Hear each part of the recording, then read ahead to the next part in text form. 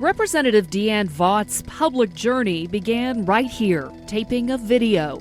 A mission among female lawmakers to share their personal journey on camera to inspire young Arkansas girls to lead. It's a horrible thing that you have to go through. Vaught knew that she would share, for the first time, a secret horror that she'd kept hidden for years. A lot of kids didn't know that I was being sexually abused and that there was a lot going on.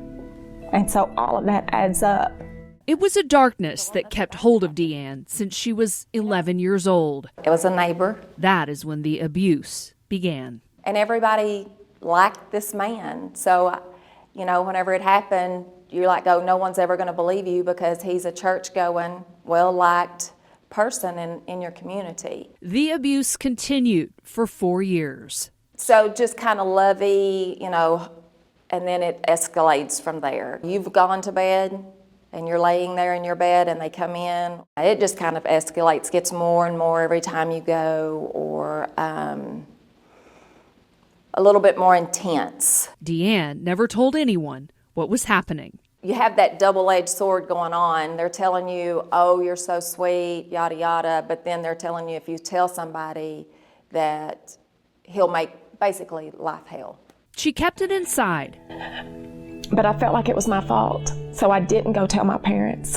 Until years later. I never told anybody until I got engaged to my husband, and I wanted him to know that I was damaged goods.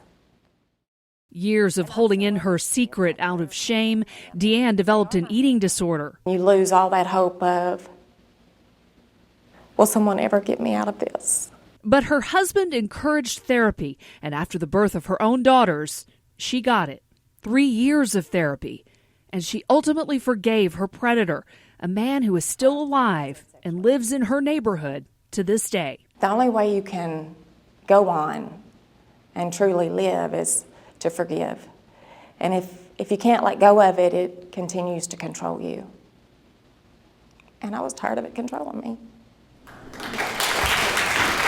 Representative Vaught now uses her platform as a legislator to educate and to talk publicly, to bring out in the open and lessen the stigma of child sexual abuse, to advocate for vulnerable children. People want to stick their head in the sand and just avoid it at all costs. And because we keep avoiding it, we keep having predators. That's why I think it's an important topic to talk about.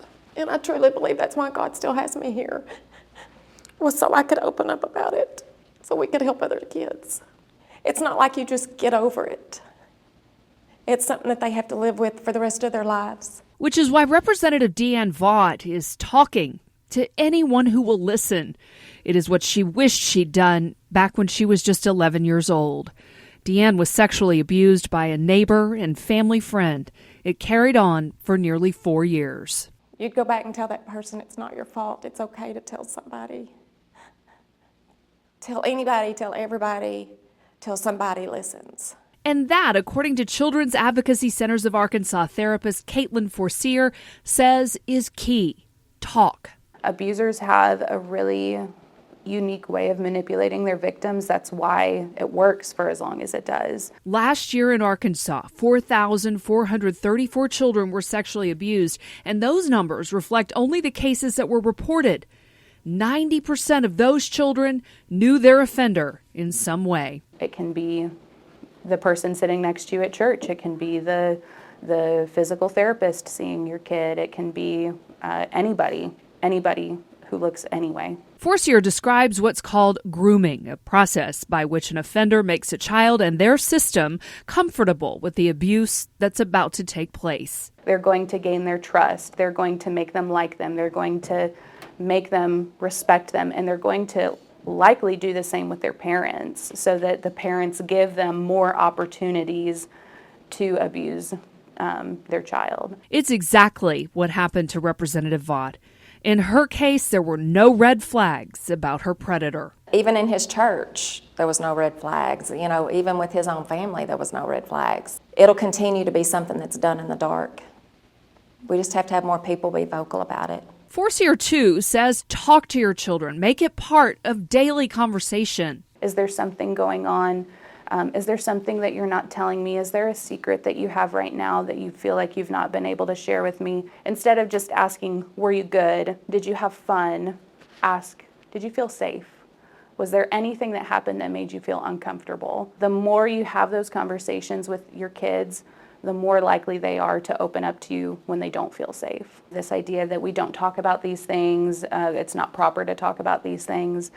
And so in some of that, we've created an environment where predators see opportunity. For Representative Vaught, it's taken years of healing and acceptance of her own powerful voice. I never dreamed I would become a face for this and be trying to help little girls or little boys